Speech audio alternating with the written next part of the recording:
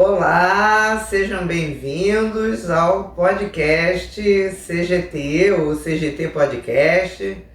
E eu sou Sandra Salomão, diretora técnica aqui do CGT, coordenadora dos cursos, da supervisão, e convidei dois membros muito especiais da nossa equipe para estar falando sobre um assunto muito sensível, precioso, fundamental na nossa sociedade e no nosso trabalho como psicoterapeutas.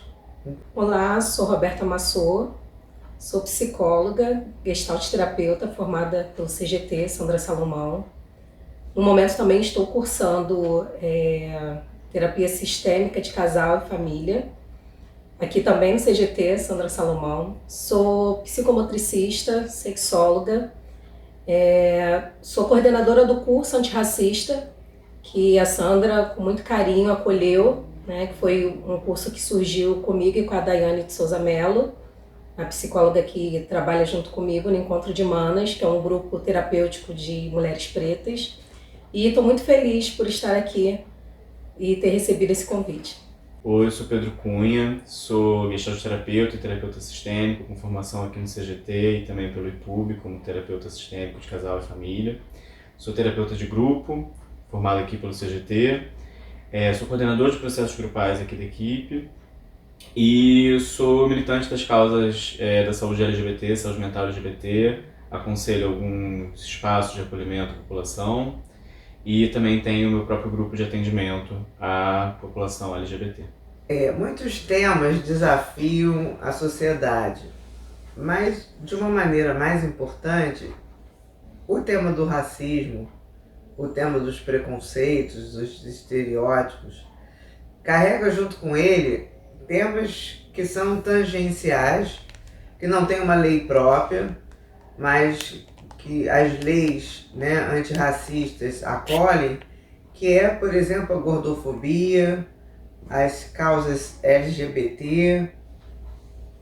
Bem, gente, tem uma sigla bem grande, QI, me ajuda, Pedro. LGBTQIAP+, é maior, mas hoje em dia eu gosto mais de... Enfim, então a gente vai estar falando sobre esses temas sensíveis e o meu convite à Roberta e ao Pedro é porque dentro aqui do CGT são as pessoas que estão então encabeçando um trabalho de aprofundamento, de capacitação, para usar uma palavra inclusive que está na moda, mas na moda do CGT já está há muito tempo, que é ajudar as pessoas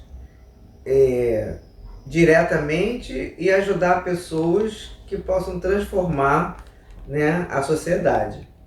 Então eu vou começar pedindo aí um comentário de vocês sobre o fato que a nossa população é uma população culturalmente diversificada e as formas de discriminação muitas vezes se manifestam de maneiras distintas. Então, às vezes uma brincadeira, uma zoação, algo que vai se transformando no bullying, vem o racismo recreativo, se vocês puderem falar sobre isso, parte do racismo estrutural. Então, por outro lado, enquanto uns riem, outros internalizam e sofrem com isso. Isso é um pouquinho mais direto para você, diretamente para você, mas antes de você comentar, eu gostaria de trazer a minha própria experiência de capacitação, Já te falei, mas vou repetir aqui, o quanto que está sendo importante para mim o letramento, inclusive entender um pouco mais da questão do racismo estrutural, ampliou a minha clínica, não só no sentido do trabalho com pessoas que sofrem preconceitos, pessoas negras, enfim, mas de uma maneira geral, o trabalho do psicólogo, a gente começa a entender como que essas cisões todas assim, podem melhorar os nossos conceitos, por exemplo, autoestima, que durante muito tempo, desde que surgiu a psicologia clínica, são construídos de uma forma hegemônica, são construídos na maior parte por profissionais brancos, né, de uma determinada classe social, então eu penso que é uma mexida bastante grande, mas a expert é você, eu quero que você fale um pouco mais. Eu acho muito importante isso assim, que você está trazendo, né? Até a Sandra foi uma das, não só abraçou o curso antirracista, mas também foi uma das alunas, né? Super dedicada. E acho que cada vez mais assim, nas supervisões você tem mostrado isso, né? O quanto sua visão ampliou. Sim, mas eu acho que ainda falta muita coisa ainda para a gente conseguir de fato conquistar, né? Porque as leis são feitas, foram feitas, né? Porque a lei do racismo, a injúria racial, né? Que se equiparou com a lei do racismo, só que para a gente entender, né? Eu acho que a perversidade da coisa, por exemplo, antes dessa lei ser equiparada, né? Antigamente nada era racismo, era injúria racial. Hoje em dia tem a equiparação e não é mais injúria racial nem racismo, é injúria racial simples, né? Ou seja, a gente sempre vai sendo empurrado com a barriga, né? Então acho que só se a gente parar para pensar, né, como o sistema, a justiça ainda é muito racista nesse sentido assim, de não nos olhar, de não validar a nossa dor, né? E por isso que é muito importante que os profissionais, não somente da psicologia, mas como eu falei, né, do direito, os juízes, né, sejam letrados, né? Não vejam, por exemplo, aquele caso do cara que roubou a bicicleta, né, sem ser o Matheus não foi o que roubou, né, mas ele foi enquadrado pelo casal como se ele tivesse furtado aquela bicicleta, né, sendo que o ladrão era um cara branco, não sei o que aconteceu com ele. Quem comprou a bicicleta foi a namorada desse rapaz negro, uma mulher branca, só que quem está respondendo é o cara negro. Então assim, a conta não fecha. Isso. Roberto, eu fiquei pensando assim, não sei se a gente vai dar conta em todo nesse espaço desse podcast, depois eu acho que a gente pode fazer outro, mas eu quero compartilhar com você a minha experiência, que eu aprendi inclusive com você sobre letramento, né? A minha experiência e a minha experiência com meus amigos, e de como que eu comecei a entender o sentimento que as pessoas têm, as pessoas brancas, um sentimento de ameaça, né? Um sentimento assim de um pouco de retração, a ideia de se pensar em racistas, inclusive um livro que você me recomendou, que eu acho que é Não Converso... Não basta não ser racista, é preciso ser antirracista. Não basta não ser racista, é preciso ser antirracista, que eu gostei muito de uma frase, um trecho em que a autora fala que, assim, se eu penso que eu sou uma pessoa boa e ser racista é uma coisa ruim, eu não posso me pensar como sendo racista, porque senão eu não seria uma pessoa boa. Sim. Como se pessoas boas não pudessem ser racistas. Então pessoas boas podem ser racistas. A ideia, essa e outras ideias são bem importantes. Eu fiquei pensando assim, eu não sei quem é que vai estar nos assistindo, então a gente pode ter desde pessoas que são negras com letramento, as que não têm letramento e as que estão chegando agora não estão entendendo nada do que é letramento. E eu fiquei com vontade de, se você concordar, da gente falar sobre algumas questões e caminhos que seriam importantes para as pessoas adquirirem um pouco mais de conhecimento, né? E também ajudar a outras pessoas a terem conhecimento. Acho que uma das coisas, falando gestaltês, uma das coisas importantes é isso, assim, a teoria paradoxal da mudança, né?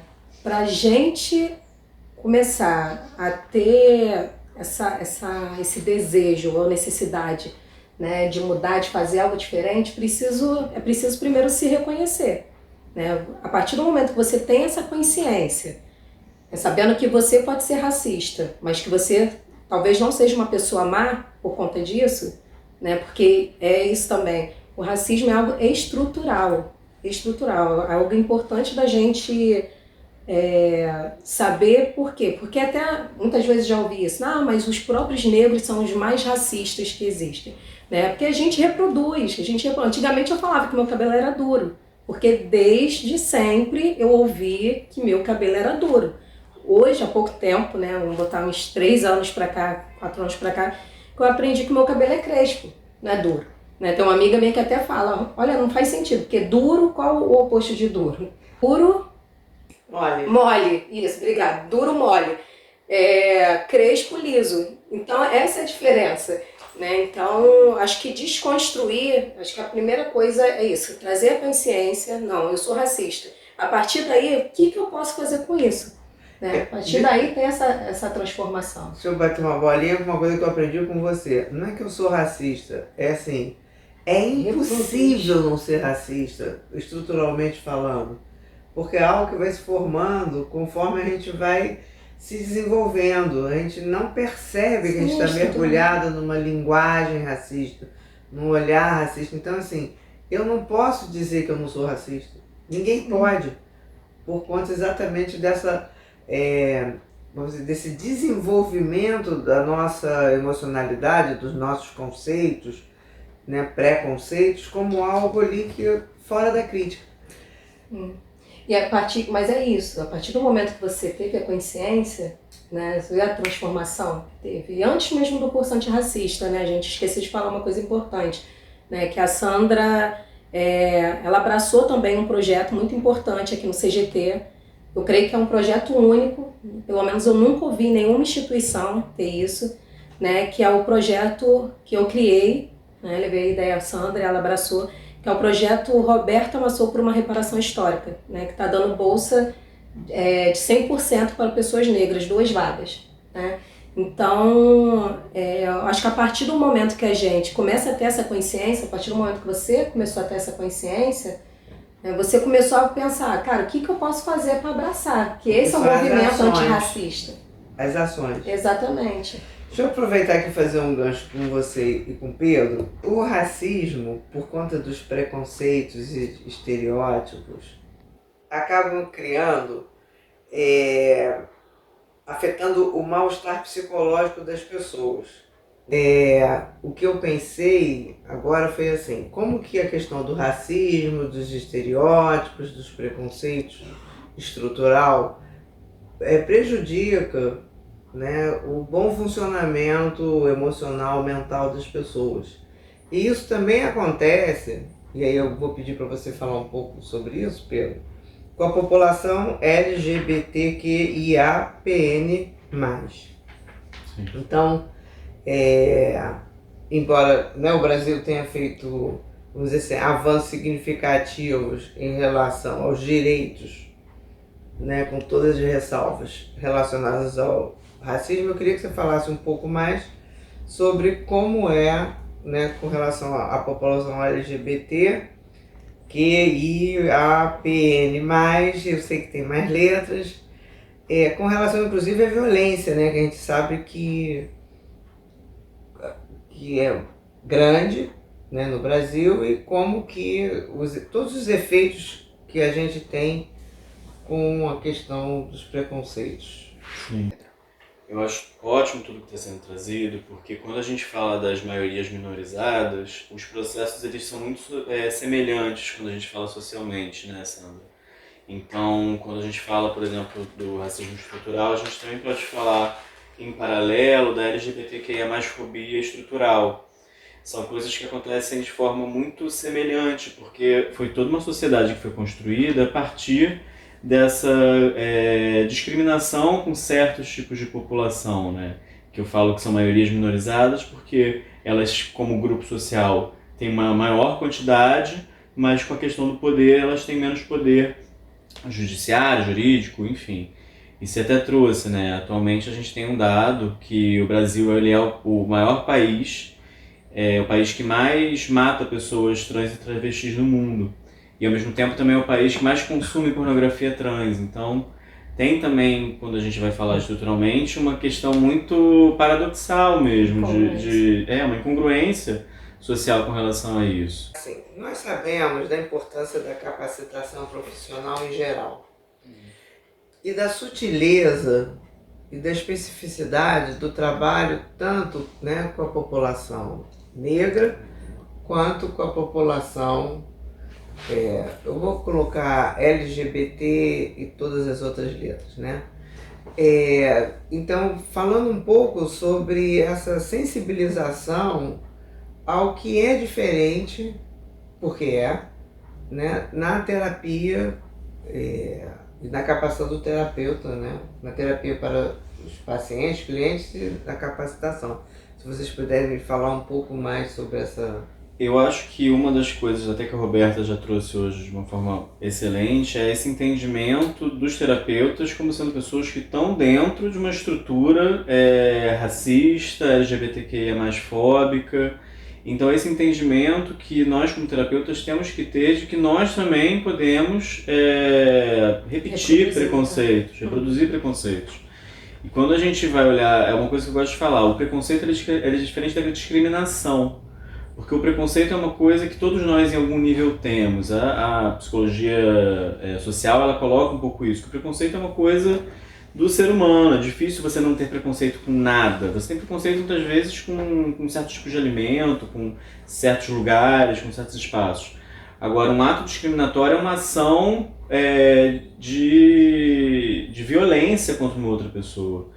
Então, quando a gente vai trabalhar isso dentro da clínica, o principal ponto, eu acho que é essa tomada de consciência que nós, como terapeutas, temos que ter de quais são os nossos preconceitos, sendo dentro das questões raciais, das questões de gênero, das questões de sexualidade, porque é muito comum de que, muitas vezes, dentro da clínica, a gente vai reproduzir preconceitos, como até a gordofobia. Eu já ouvi relatos de colegas falando exatamente de terapeutas que uma pessoa passa por um período de depressão, que nós sabemos que é uma coisa muito grave, a pessoa emagrece e o terapeuta ele fala, pelo menos fez bem para você emagreceu.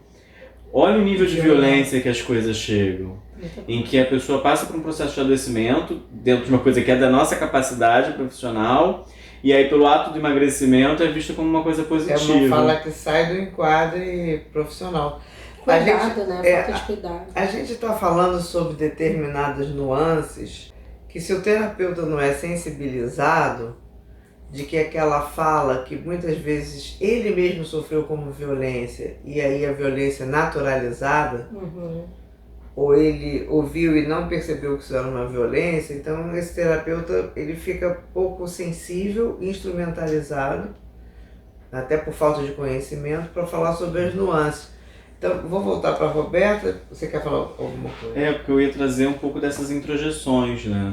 Dentro dos estudos de sexualidade e gênero, a gente tem o que a gente chama de LGBTQIA+, fobia internalizada, que no gestaltismo a gente pode chamar como as introjeções. É exatamente esse processo que as pessoas elas vão engolindo falas violentas e preconceituosas para elas mesmas. Então é aquele ponto de que eu não posso fazer isso porque eu sou mulher, que é dentro de uma questão de gênero, ou eu não posso agir assim porque é coisa de mulher, então já mistura um pouco a questão de gênero com uma questão sexual, de que é viadinho, como sendo uma coisa negativa. Dentro disso, imagino que também existam coisas dentro do processo racial, que são coisas, como eu falei, muito equiparadas nesse aspecto, de como são esses processos de subjetivação e que as pessoas engolem para elas. E, ao mesmo tempo, é algo muito nocivo para a própria autoestima. Dentro do processo clínico da população LGBTQIA+, a gente tem muito essa ideia de que essas introjeções elas precisam ser desconstruídas, precisam ser mastigadas e, inclusive, repelidas de alguma forma. Um exemplo, né, ou dois do que seriam essas nuances de situações que podem acontecer dentro do consultório, né? E que aparece o racismo do psicoterapeuta ou do supervisor, né, na sessão de terapia. E como é que a gente poderia criar um ambiente seguro, né? A ideia de criar um ambiente seguro. Então, um exemplo que você daria do que seriam essas nuances que a gente precisa se capacitar e um manejo, um exemplo de uma situação. Ou vou ser repetitiva. Acho que a primeira coisa essencial assim, é ter essa conscientização. né? Uma das coisas, eu vou dar um exemplo Tem vários pessoal. deve dar um exemplo pessoal ou de... Sim, Pode. por exemplo, na supervisão, né, que eu acho que foi muita falta de sensibilidade, né? Porque eu estava fazendo uma supervisão e a supervisora chegou e falou assim, alguém trouxe um caso, uma pessoa estava se relacionando, né, com um cara negro, uma pessoa branca, e a supervisora falou, eu teria coragem de me relacionar com uma mulher, eu teria coragem de me relacionar com um travesti, mas nunca teria coragem de me relacionar com um negão. E eu era a única negra ali do grupo. E aquilo pra mim, assim, eu lembro que parou a supervisão pra mim, né? Eu já só tava ouvindo, sabe aqueles fundinhos, né? Porque me tocou de uma maneira que eu me senti um lixo. Né? Porque como que eu teria coragem, usou essa palavra, coragem de ficar com uma mulher, coragem de ficar com travesti, mas nunca teria coragem de ficar com negão. Né? Isso foi trabalhado na minha terapia para me fortalecer e eu levar isso para minha supervisora da época, né? Até que ela pediu desculpa, enfim. Mas eu acho que foi bom dar esse feedback para ela que ela começasse a ter consciência de que, poxa, peraí, né? Tem uma pessoa preta que por mais que foi o que eu falei com ela, não precisa ter gosto. Porque às vezes a gente tem gosto com uma pessoa branca, alta, baixa, não é questão de gosto, né? Mas a maneira que foi falada, né, da coragem, isso que impactou. Inclusive, assim, como que essa ampliação foi feita para mim, me deu vontade de dar um exemplo.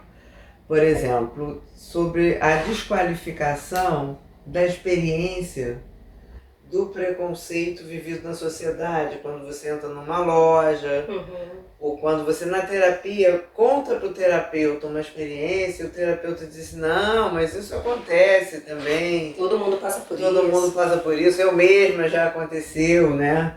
Então, um dos aprendizados que eu tive foi não dar exemplo de coisas que eu vivi, porque não é igual. Mas no que isso muda na minha prática, né? Amplificação para mim é aumento de visão, aumento de perspectiva. Foi exatamente em cima do conceito de autoestima. Porque você tem as questões de desenvolvimento de uma baixa autoestima nas relações familiares, que por si só já introjetam os preconceitos sociais, e você tem diretamente a experiência de situações que fazem com que você abaixe a tua autoestima socialmente falando. Então eu penso que a desqualificação da experiência do outro como violência.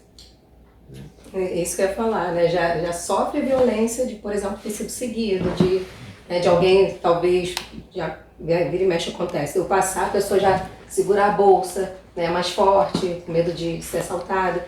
E a pessoa chegar num setting terapêutico, né, compartilhar aquela experiência, o terapeuta desqualificar, já é mais uma violência, né, que está sendo sofrida ali. Sim. E Pedro, dentro dessa ideia, assim, né, da importância do trabalho da sensibilização do terapeuta, mas você pensando assim, algo que seria importante os terapeutas fazerem no sentido de um trabalho, assim, o que você acha que os terapeutas, em geral, você observa que não sabem ou que deveriam saber, enfim? Acho que uma das máximas hoje em dia para o trabalho específico com a população LGBT é muito focado nessa mudança que a gente está hoje em dia. A gente não tem como separar a clínica, a psicologia clínica da psicologia social. A gente, como gestalt terapeutas principalmente, temos que ter esse entendimento que as coisas elas estão ligadas, elas são interrelacionadas. Então, dentro desse processo, uma das coisas que eu percebo que teve uma mudança muito grande do atendimento clínico para cá é que antigamente se tinha muito essa ideia da terapia para esse entendimento do porquê, dos motivos que fizeram uma pessoa ser transexual, uma pessoa ser gay, lésbica, sapatão, bissexual, enfim. Sendo que hoje em dia, na verdade, o processo é de quais são as consequências dentro de uma interação social dentro dessas vivências. Então, até recentemente, eu tive uma experiência com uma terapeuta mais velha, né? Que ela fez um trabalho que para mim foi muito precioso, não vou desqualificar esse trabalho, mas ela, durante o processo, ela me perguntava isso. Foi por isso que você escolheu ser gay? Foi um trabalho muito importante para mim, mas ao mesmo tempo tinha essa fala ali de fundo de que ainda tinha essa ideia de buscar uma explicação. Sendo que, na verdade, o processo era mais a implicação social do fato de eu ser gay na minha família, no meu processo. Como é viver... Como é viver sendo LGBTQIA+, em um país, em uma sociedade que tem preconceito com relação a isso. E acho que nesse aspecto é uma coisa que é muito similar com outras formas de discriminação, né? Enquanto eu estava conversando aqui com vocês, eu me dei conta de que a gente estava falando muito assim para os profissionais. Mas eu imagino que nesse podcast também familiares e amigos, né, vão estar escutando. E eu pensei de como que a gente pode estar ajudando também, né, as famílias que são repletas de preconceitos, os amigos, né, de como que é bem importante, bem valioso o nosso trabalho, né, que eu acho que é um trabalho, você falou de psicologia social, eu acho que hoje a clínica é uma clínica social, não existe mais essa separação dentro do consultório, fora do consultório, e também não mais essa psicologia tão dentro de o atendimento a uma pessoa. E eu pensei também no movimento que nós estamos fazendo, né? Capacitação é a nossa missão aqui do CGT, mas também o atendimento de grupos de mais pessoas, e aí pensando assim, não só aquela pessoa específica que chega para a gente, mas quanto que nós podemos oferecer de informação, de acolhimento, né? E, enfim, de ajuda a também as pessoas que estão em volta, enfim, e ajudar aí a ter uma comunidade social, uma sociedade mais inclusiva. Bom, gente, o nosso podcast sobre esse assunto, dessa vez, vai ficando por aqui. Quero agradecer a tua presença, Roberta, teu tempo, Pedro também. Estamos começando aí a, né, expandir. E eu quero dizer para você, né, que está aqui nos ouvindo, imagina se fosse com você. Como é que seria? Vou deixar essa provocação. E também, vamos fazer o seguinte, ficou com dúvidas, com vontade de compartilhar alguma coisa, se sentiu provocado, ficou com raiva, adorou, tá tudo valendo. Marca a gente aqui, marca a Roberta, marca Pedro, marca qualquer profissional aqui do CGT e, enfim, vamos fazer com que essa reflexão aí corra mundo. Então, e se escutando a gente, você ficou mobilizado, interessado em ouvir do CGT algo que te interessa, que você acha relevante, que você acha, vamos dizer assim, tocante para você, escreve aqui, coloca aqui pra gente, manda no inbox, que a gente vai procurar fazer aí, né, outros podcasts que sejam de interesse da nossa comunidade. Gente, beijinho, tchau, tchau!